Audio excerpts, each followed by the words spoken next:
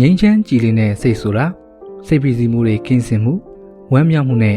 တည်ငြိမ်ရောင်ရဲမှုတွေရဲ့လက္ခဏာဖြစ်ပါတယ်။ကိုယ့်ရဲ့စိတ်ခံစားမှုအပေါ်စိုးရိမ်ပူပန်မှုတွေလွှမ်းခြုံနေတာမျိုးမရှိပဲတောကကင်းဝေးတဲ့အခြေအနေတစ်ခုဘဝကိုအပြေအဝခံစားနိုင်စေတဲ့အကြောက်တရားမရှိတဲ့စိတ်ရဲ့လုံခြုံမှုတစ်ခုလည်းဖြစ်ပါတယ်။စိတ်ငြိမ်းချမ်းမှုရဖို့ဆိုတာလွယ်ကူတဲ့အလုပ်တော့မဟုတ်ပါဘူး။လူတိုင်းမှာနေ့စဉ်ဘဝရုန်းကန်မှုကိုယ်စီရှိကြပါတယ်။အဲ့ဒီရုန်းကန်မှုတွေထဲမှာကိုယ့်အတွက်ကိုအချိန်ပေးပြီးအတွင်းစိတ်ငြိမ်းချမ်းမှုရရှိဖို့အတွက်ကြိုးစားဆောင်ရွက်ကြရမှာပါ။စိတ်ရဲ့ငြိမ်းချမ်းမှုစီကိုရောက်အောင်တွားဖို့ခရီးစဉ်ဟာရှည်လျားနိုင်တာကြောင့်ငြိမ်းချမ်းတဲ့စိတ်ကိုလွယ်နဲ့တော့မရနိုင်ပါဘူး။အခက်အခဲစိန်ခေါ်မှုတွေရှိနိုင်ပေမဲ့ရှည်တလန်းကစတင်မယ်ဆိုရင်စိတ်ရဲ့ငြိမ်းချမ်းမှုတွေကိုအတေးအရှာရှာဖွေတွေ့ရှိမှာပါပဲ။စိတ်ရဲ့ငြိမ်းချမ်းမှုကိုရဖို့အတွက်ခြေတလန်းကိုပြောင်းလဲဖို့မဖြစ်နိုင်တဲ့မထိန်ချုပ်နိုင်တဲ့အရာကိုလက်ခံပါကိုဘဝရဲ့အရာအလုံးကိုထိန်းချုပ်ဖို့မဖြစ်နိုင်ပါဘူးအထူးသဖြင့်ခက်ခဲတဲ့ကာလတွေမှာပေါ့ဘဝမှာအပြောင်းလဲတွေမထိန်ချုပ်နိုင်တဲ့အခြေအနေတွေကိုရင်ဆိုင်လာရတဲ့အခါအချို့သောအရာတွေဟာကျွန်တော်တို့တွေရဲ့ထိန်းချုပ်မှုမှာမရှိကြောင်းလက်ခံရမှာဖြစ်ပါတယ်မိုးရွာမှာကိုထိန်းချုပ်လို့မရနိုင်ဘူးမိုးမဆိုးအောင်တော့ထိဆောင်နိုင်ပါတယ်ဒုက္ခနဲ့မတွေ့အောင်တားဆီးလို့မရဘူးဒုက္ခနဲ့တွေ့တဲ့အခါတုံ့လုံးမှုနဲ့အောင်တော့ပြင်ဆင်ထားနိုင်ပါတယ်ကြုံလာနိုင်စေရှိတဲ့အရာတွေကိုကြုံမလာဖို့မတတ်နိုင်ပေမဲ့ကြုံလာရတဲ့အခါအကောင်းဆုံးရင်ဆိုင်နိုင်ဖို့တော့တတ်နိုင်ပါတယ်ပြောင်းလဲတင်တာတွေကိုပြောင်းလဲနိုင်ရမှာဖြစ်တယ်လို့ပြောင်းလဲလို့မရတဲ့အရာတွေအတွက်လည်းခံနိုင်ရည်ရှိရမှာဖြစ်ပါတယ်ကြိုတင်မှန်းဆထားလို့မရတဲ့ဘဝမှာထင်မှတ်မထားတဲ့ပြဿနာအမျိုးမျိုးကမကြာခဏဆိုသလိုပေါ်လာတတ်တာဖြစ်လို့ကိုယ့်ရဲ့နေ့စဉ်လှုပ်ရိုးလှုပ်စဉ်ကိုရှုပ်ထွေးလာစေပါတယ်။အဲ့ဒီအခါစိတ်ရဲ့ငြိမ်းချမ်းမှုတွေပြတ်သုံးပြီးစိုးရိမ်စိတ်မောပန်းနွမ်းနယ်မှုတွေကြောက်လန့်မှုတွေကိုဖြစ်လာရပါတော့တယ်။စိတ်အေးချမ်းမှုမရှိဘူးလို့ခံစားရတဲ့အခါဘာတွေဖြစ်သွားမလဲ။အိပ်ဆက်ခြင်းအနှောက်အယှက်တွေနာကျင်ကြိုက်ခဲခြင်းတွေပင်ပန်းနွမ်းနယ်ခြင်းနဲ့စွမ်းအင်နေပါခြင်းတွေ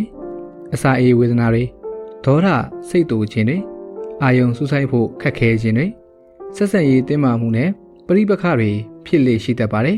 ။စိတ်ရဲ့ပူပန်မှုတွေဆိုတာကဏ္ဍအစုံပါပဲ။စီးပွားရေးအတွက်ကျန်းမာရေးအတွက်စိတ်ပူရတာတွေလည်းရှိမယ်။လက်တလောအလုပ်အကိုင်အဆင်မပြေလို့အနာဂတ်အတွက်တွေးပူရတာတွေရှိမယ်။ဒီလိုစိတ်ပူပန်မှုတွေကလူတိုင်းမှာဖြစ်ကြလေရှိတဲ့တဘာဝပါပဲ။ဒါပေမဲ့အဲ့ဒါလိုကိုမထိန်ချုပ်နိုင်တဲ့တွေအပေါ်တွေးပြီးတော့ပူပန်နေမဲ့စားကိုထိန်ချုပ်နိုင်တဲ့အရာတွေကိုပို့ပြီးတော့အာယုံစိုက်တင်ပါတယ်။ကိုလက်လန်းမမီတဲ့အရာတွေကိုစိုးရိမ်နေတာကကောင်းကျိုးမဖြစ်စေပါဘူးဘဝမှာအချို့သောအရာတွေကကိုယ့်ရဲ့ထိန်းချုပ်မှုထက်ကျော်လွန်နေတယ်ဆိုတာကိုလက်သစ်ခံရမှာဖြစ်ပါတယ်ကိုထိန်းချုပ်နိုင်စွမ်းမရှိတဲ့အရာတွေကိုလက်ခံလိုက်တဲ့အခါကိုပြောင်းလဲနိုင်တဲ့အရာတွေပေါ့ကိုယ့်ရဲ့စွမ်းအင်နဲ့အာယုံစူးစိုက်မှုတွေကိုပို့ပြီးတော့အားထည့်နိုင်ပါတယ်ပြဿနာတွေအတွက်လက်တွေ့ကြကြဖြေရှင်းနည်းတွေနဲ့ဖြေရှင်းနိုင်လာတယ်အခြေအနေတွေပေါ်မှာလက်ခံတတ်ဖို့ဒီလိုစကားလေးတွေနဲ့သတိပေးလေ့ကျင့်နိုင်ပါတယ်ဒါဟာခက်ခဲတဲ့အခြေအနေတစ်ခုဖြစ်ပေမဲ့တေချာပေါက်ကြော်ဖြတ်နိုင်မှာပါအခုဖြစ်ပျက်နေတာတွေကထာဝစဉ်တည်မြဲမှာမဟုတ်ပါဘူးဒီကြားထဲမှာတက်နိုင်သမျှအကောင်းဆုံးဆောင်ရွက်နေပါတယ်အခုစိတ်ဆင်းရဲနေတယ်ဒါပေမဲ့အမြဲတမ်းဒီလိုခံစားရမှာမဟုတ်ပါဘူးအဲ့ဒီလိုစကားလေးတွေနဲ့ကိုအားပေးရင်အခြေအနေတွေကိုကြော်ဖြတ်နိုင်ပါတယ်ဘဝမှာပြောင်းလဲလို့မရတဲ့အရာတွေကိုလက်ခံလိုက်ခြင်းကအတိတ်မှာပိတ်မိမနေပဲရှေ့ကိုဆက်လျှောက်ဖို့တွန်းအားဖြစ်လာပြီးအားငယ်မှုနဲ့စိတ်ပြည့်စရာခံစားချက်တွေကနေလွတ်မြောက်စေနိုင်မှာဖြစ်ပါတယ်။လုံးစရာကိစ္စတွေကိုဆက်လုပ်ဖို့အတွက်ခံစားချက်တွေကိုလှစ်လို့ရှုတာကကောင်းမွန်တဲ့ဖြည့်ရှင်းနေတော့မဟုတ်ပါဘူး။ဖိနှိပ်ထားတဲ့ခံစားချက်တွေကပိုမိုပြင်းထန်လာနိုင်ပါတယ်။အတင်းဖိနှိပ်ထားတာမျိုးမဟုတ်ပဲကိုယ့်ရဲ့ကိုယ်ပိုင်အတွေးအမြင်နဲ့စိတ်ခံစားမှုတွေကိုလက်ခံလိုက်တာကထိရောက်တဲ့နည်းလမ်းဖြစ်တယ်ဆိုတာကိုသူတေသနာတွေအရသိရပါတယ်။အခြေအနေတွေကိုအရှိအတိုင်းလက်မခံနိုင်ပဲနာကျင်မှုတွေကိုရှောင်ရှားချင်တာကတဘာဝပဲမို့လို့ဘယ်ရာကိုမဆိုလက်ခံတတ်တဲ့အလေးချင်းကိုရနိုင်ဖို့ကအချိန်အတော်ယူရပါတယ်။ဒါပေမဲ့ကိုလက်ခံတက်လိုက်တာနဲ့အမျှကိုဟာပို့ပြီးတော့အေးချမ်းလာပါလိမ့်မယ်။ကိုစိတ်ကိုအမှန်တကယ်မထိန်ချုပ်နိုင်ပဲဘဝကိုမထိန်ချုပ်နိုင်ပါဘူး။စိတ်ကိုငြိမ်းချမ်းအောင်မထားပဲငြိမ်းချမ်းတဲ့ဘဝတစ်ခုကိုရနိုင်မှာမဟုတ်ပါဘူး။စိတ်ရဲ့တုံ့လို့မှုအ ਨੇ ဆုံးအခိုက်အတန့်ဆိုတာကိုပြောင်းလဲလို့မရနိုင်တဲ့အရာတွေကိုလက်ခံလိုက်ခြင်းပဲဖြစ်ပါတယ် အဲ့ဒါလိုလက်ခံလိုက်နိုင်တာဟာငြိမ်းချမ်းတဲ့စိတ်တစ်ခုရဲ့ဖြစ်တည်လာခြင်းပါပဲလူသားတွေရဲ့နေ့စဉ်နဲ့အမျှကိုယ်တိုင်ရဲ့အကြောင်းအနီးနားပတ်ဝန်းကျင်ကလူတွေနဲ့ကဘာကြီးเจ้าကိုရှုမြင်သုံးသပ်ဖို့တွေးခေါ်ပုံပုံစံတွေခံစားမှုတွေဟာစိတ်ကျန်းမာရေးနဲ့သက်ဆိုင်နေပါတယ် mental health ကိုမြင့်တင်ဖို့အကောင်းဆုံးနည်းလမ်းတွေထဲကတစ်ခုကတော့ physical health ကိုပိုတိုးတက်စေဖို့ကြိုးစားလှုပ်ဆောင်နေခြင်းဖြစ်ပါတယ်စိတ်ကျန်းမာရေးကောင်းရင်ကောင်းနေသလောက်လူကကျန်းပါတယ်ကောင်းမှုနဲ့စိတ်ကျန်းမာရေးကိုတည်ဆောက်နိုင်ဖို့ဆိုရင်ရုပ်ပိုင်းဆိုင်ရာကျန်းမာမှုကိုလည်းပြစ်ထားလို့မရနိုင်ပါဘူးစိတ်ထောင်းကိုကြည်စိတ်ပြိုကိုနုဆိုတဲ့စကားအတိုင်းပါပဲစိတ်နဲ့ကိုယ်ဆိုတာကဆက်ဆက်နေတာပါတစ်ခုကိုတစ်ခုအပြန်အလှန်အမိတဟဲပြုတ်နေကြတာစိတ်မချမ်းသာရင်ကိုမချမ်းပါဘူးကိုမချမ်းသာရင်လည်းစိတ်ချမ်းသာဖို့ခက်တာပါပဲဘက်စုံတိုးတက်ကောင်းမွန်တဲ့လူမှုဘဝရဖို့ဆိုရင်ခန္ဓာကိုယ်ကိုပဲဂရုစိုက်နေလို့မရပါဘူးစိတ်ကိုလည်းချမ်းသာအောင်ထားတတ်ရပါမယ်စိတ်ချမ်းသာနေုံနဲ့လည်းမပြီးဘူးခန္ဓာကိုယ်ကျန်းမာအောင်လည်းနေထိုင်စားသောက်မှုတွေလုပ်ရအောင်ပါပဲကိုယ့်ကိုယ်ဂရုစိုက်ခြင်းကရိုးရိုးရှင်းရှင်းပါပဲစာအုပ်ဖတ်တာလမ်းလျှောက်တာတရှင်းနားထောင်တာကိုယ်အတွက်စိတ်သက်သာရာရစေတာလေးတွေလုပ်တာမျိုးမိသားစုကိုအချိန်ပေးတာ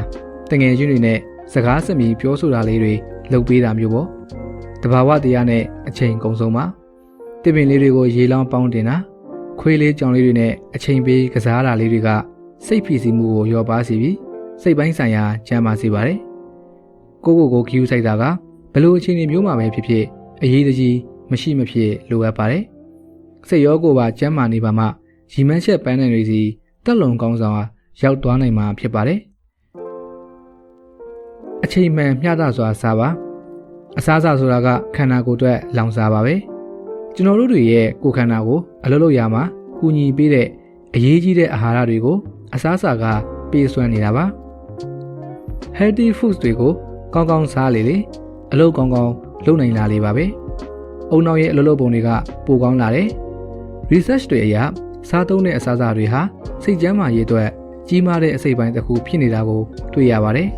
ဒါကြောင့်ကိုယ်စားရတာက healthy food တွေဖြစ်ဖို့အရေးကြီးပါတယ်နောက်ပြီးကျန်းမာရေးနဲ့ညီညွတ်တဲ့အသီးအနှံဟင်းသီးဟင်းရွက်အစိတ်ဆန်တွေလိုမျိုးအာဟာရပြည့်ဝတဲ့အစားအစာတွေကိုများများစားပေးသင့်ပါတယ်အစားအစာကိုရှောင်ရင်မောပန်းတာစိတ်တူလွယ်တာတွေဖြစ်တတ်ပါတယ်ပြည့်ဝတဲ့အာဟာရတွေကိုပုံမှန်မျှမျှတတစားပေးဖြစ်ရင်ကိုယ်ရောစိတ်ပါကျန်းမာတန်ဆွမ်းလာပါတယ်ကဖိန်းတဲ့အလွန်ကျွံတောက်တာတွေကိုတတိထားပါကော်ဖီလက်ဖက်ရည်တွေအများကြီးမတောက်စေချင်ပါဘူးအဲ့ဒီအစားလက်ဆက်တဲ့အသီးဖြော်ရည်လေးတစ်ခုခုကိုအစားထိုးတောက်သုံးစေချင်ပါတယ်ကော်ဖီလက်ဖက်ရည်ချမ်းထဲမှာပါတဲ့ကဖိန်းတက်ကလူကိုလန်းဆန်းစေတဲ့အရာစွမ်းရည်နဲ့နှိုးရမှုတွေကိုမြင့်တင်လှုပ်ဆော်ပေးတဲ့အရာဖြစ်ပေမဲ့ပမာဏများများစားသုံးမိတဲ့အခါခေါင်းကိုက်တာရေတက်ခန်းချောက်တာအိတ်မပျော်တာတွေနဲ့နှလုံးတုန်တာစတဲ့ဆိုးကျိုးတွေရှိလာနိုင်တာကြောင့်ပါစိုးရိမ်ပူပန်မှု anxiety တွေကိုလည်းတိုးစီနိုင်တယ်လို့အိပ်စက်ခြင်းကိုလည်းအနှောက်အယှက်ပြုနိုင်တာကြောင့်ကဖိန်းဓာတ်ကိုအလွန်အကျွံမဖြစ်အောင်ရှောင်နိုင်ရင်တော့အကောင်းဆုံးပါပဲတရားတွေလျှော့စားပါကျန်းမာတဲ့လူနေမှုဘဝပုံစံကိုထိမ့်သိမ့်ဖို့တရားလျှော့စားဖို့လိုပါတယ်ခန္ဓာကိုယ်ထဲမှာ energy ကိုမမြန်ဆန်ဆန်ထုတ်ပေးနိုင်တဲ့အရာတွေထဲကတရားကလည်းအပါဝင်ပါပဲဒါပေမဲ့အဲ့ဒီစွမ်းရည်တွေကုံဆုံးသွားတဲ့အခါပိုပင်ပန်းတယ်လို့ခံစားရတယ်စိတ်ခံစားချက်တွေကိုလျော့ကျစေတယ်စိတ်တို့ဒေါသထွက်လွယ်တယ်တရားအလွန်အကျွံစားသုံးတာကအဝလွန်တာစီးကျိုယောဂနဲ့နှလုံးယောဂဖြစ်နိုင်ခြေပါဝင်ကျန်းမာရေးကိုအပြတ်သဘောဆောင်တဲ့တက်ရောက်မှုတွေဖြစ်စေပါတယ်လေ့ကျင့်ခန်းတွေလုပ်ပါလေ့ကျင့်ခန်းပုံမှန်လုပ်ပါလေ့ကျင့်ခန်းလုပ်တာကစိတ်ဖိစီးမှုနဲ့စိုးရိမ်ပူပန်မှုတွေကိုလျော့ကျစေနိုင်ပြီးစိတ်တည်ငြိမ်အေးချမ်းမှုကိုမြင့်တင်ပေးတဲ့နည်းလမ်းကောင်းတစ်ခုပါပဲလေ့ကျင့်ခန်းလုပ်တာကစိတ်ဖိစီးမှုတွေကိုပြည့်လျော့စေတယ်စိုးရိမ်ပူပန်မှုတွေကိုလျော့ကျစေတယ်စိတ်ခံစားချက်ကိုမြင့်တင်ပေးတယ် energy ကိုမြင့်တင်ပေးတယ်ကိုယ့်ကိုယ်ကျေနပ်ပျော်ရွှင်စေနိုင်တယ်ကောင်းကောင်းအိပ်ဖို့ကိုလည်းကူညီပေးတယ်တနေ့ကိုမိနစ်30တပတ်မှာ3-4ရက်လောက်အချိန်ပေးရုံနဲ့ကြီးမားတဲ့အပြောင်းအလဲတွေကိုတွေ့ရမှာပါအေးဝဝအေးပါစိတ်ကျန်းမာရေးအပေါ်ကြီးကြီးမားမားကောင်းကျိုးတက်ရောက်စေနိုင်တဲ့အရာတစ်ခုကတော့အေးဝဝအိပ်ဆက်ရတာပါပဲအေးဝတဲ့အခါစိတ်ဖိစီးမှုတွေကိုရင်ဆိုင်ဖို့ပြဿနာတွေကိုကင်တွယ်ဖို့အာယုံစူးစိုက်နိုင်ဖို့အကောင်းမြင်စိတ်တွေဖြစ်နိုင်ဖို့ပို့ပြီးတော့တွေ့ကူပါတယ်နေငင်ဘက်မှာအိမ်ငိုက်မနေဘူးဆိုရင်ညဘက်မှာအေးဝခဲ့လို့ပါ စိတ်နဲ့ခန္ဓာကိုယ်ကိုအကောင်းဆုံးလှုပ်ဆောင်နိုင်ဖို့အတွက်ညစဉ်လုံလုံလောက်လောက်အိပ်ဆက်ပေးဖို့လိုပါတယ်။ကျန်းမာတဲ့တွေးခေါ်မှုပုံစံတွေကိုလေ့ကျင့်ပါ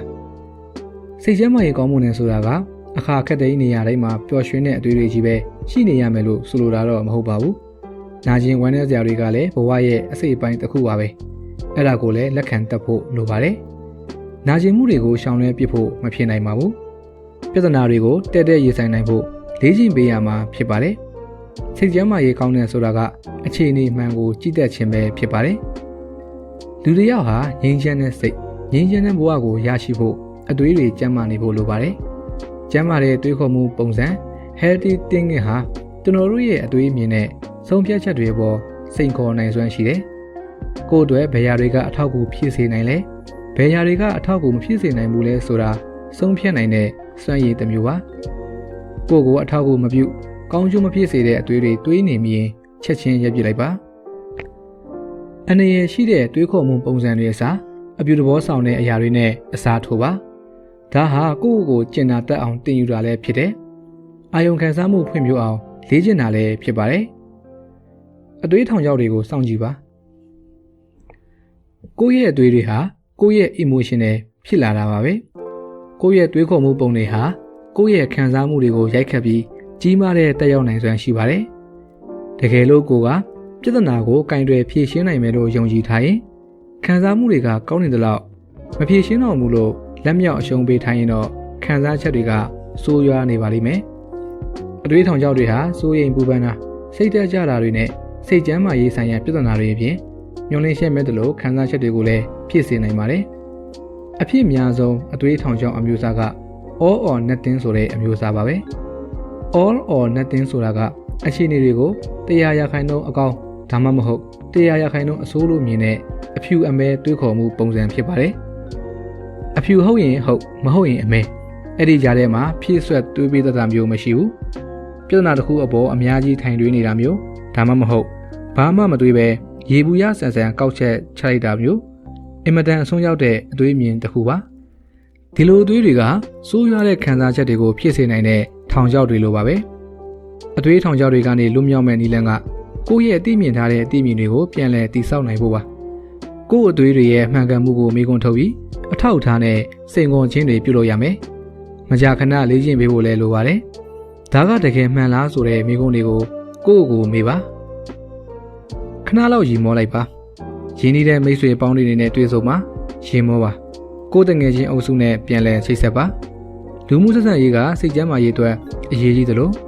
အထီးကျန်မှုခံစားချက်တွေကိုလျှော့ချပေးနိုင်တယ်။ online ပေါ်မှာဟာတာတွေရေးစရာဗီဒီယိုတွေကိုကြည့်ပါ။ရီမောချင်းကုထုံးကစိုးရိမ်ပူပန်မှုတွေကိုလျှော့ချပေးပြီးစိတ်ကိုကြည်လင်စေတာဖြစ်လို့များများရီမောပေးစေချင်ပါတယ်။တခါတည်းရဲ့မှာကိုယ့်ကိုတက်တောင့်တက်တာ relax ဖြစ်စေဖို့ဘဝအပေါ်မောင်းနေနေတဲ့အမြန်နှုန်းကိုဖြည်းဖြည်းနှင်းနှင်းလေးအချိန်လျှော့ချပေးရတာမျိုးတွေလုပ်ရပါတယ်။ slow down လုပ်ဖို့အချိန်မယူတဲ့အခါဘာမှဆက်မလုပ်နိုင်တော့အောင်အလွန်အကျိုးခံစားရတဲ့အထိစိတ်ဖိစီးမှုတွေတိုးလာနိုင်ပါတယ်။ယောဂတွေ meditation တွေ breathing exercise တွေစတဲ့ချိုင်းနှင်းတက်ရာနီလန်တစ်ခုခုနဲ့မောပန်းမှုတွေကနေအချိန်လျှော့ချအနားယူနိုင်ပါတယ်။ slow down လုပ်ခြင်းဟာတောကဖိစီးမှုပူပန်မှုတွေကိုကင်တွယ်နိုင်လာပြီးတော့စိတ်ကိုကြည်လင်စေတာကြောင့်ဘဝပျော်ရွှင်ခြင်းရဲ့အဓိကအစိတ်ပိုင်းတစ်ခုဖြစ်ပါတယ်။ဒီနီလန်လေးတွေကိုကျင့်သုံးရင်းနဲ့စိတ်ကြည်လင်မှုစီကိုအရောက်လှမ်းနိုင်မယ်လို့မျှော်လင့်မိပါတယ်။